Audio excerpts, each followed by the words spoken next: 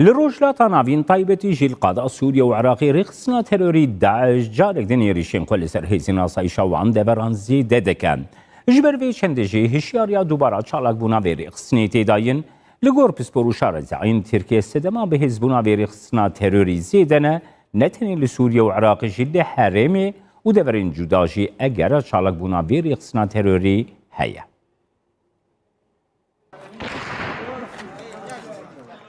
دەدەمین داویدا لە سووریا و عێراقی ڕێخستنە تەرۆری داعش عێریشên xwe yên li ser hêzên asayişa wan deveran zêde dikin. Herî dawî di çend rojên porî de çekdarên Daişî êrişên mezin birine ser hêzên rejima Sûriyê û nêzîkî çil leşkerên artêşa Sûriye û çekdarên milîşyayên li ser vê ve hatine kuştin. Li gel wê ki Wezareta Berevaniya Fransayê jî heşyariya dubare vegera vê rêxistina terorî dikin û radigihîne ku Daeş li Iraqê jî xwe birêxistin dikin û metirsiya vegera wê jî heye.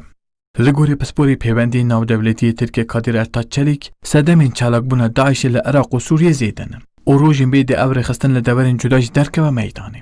Terör örgütleri devlet sistematiğinin ve devlet otoritesinin Rêxistinên terorî cihên ku pergala dewletê rêkûpêk nebe û otorîteya dewletê lawaz be ji xwe re cih peyda dikin. Mixabin rêveberiya Iraqê lawaz e. Li Kerkûkê nikare ewlehiyê pêk bîne. Li Sûriyê jî ev bi salan çareseriyeke siyasî nîne. Her wiha rêxistina terorî Daeş çekdarên bi pere û yên ku li Ewropayê tên careke din li çirava rojhilata navîn de bi cih dike. Taybetî jî li Iraq, Sûriye û rojên bê de jî li Lubnan û Kafkasyayê eger heye Daeş çalakiyên xwe zêdetir bike. Bi bûçûna Profesör Doktor Hasan Oktay jî ji ber ku niha Rûsyayê bala xwe daye deverên cuda û li Amerîkayê kêşeyê rêveberiyê heye Daişî ji ev yek ji bo bihêzbûna xwe veke fersendekê dibîne û heta dawiya vê mehê jî dê bandora Daişê zêdetir bibe.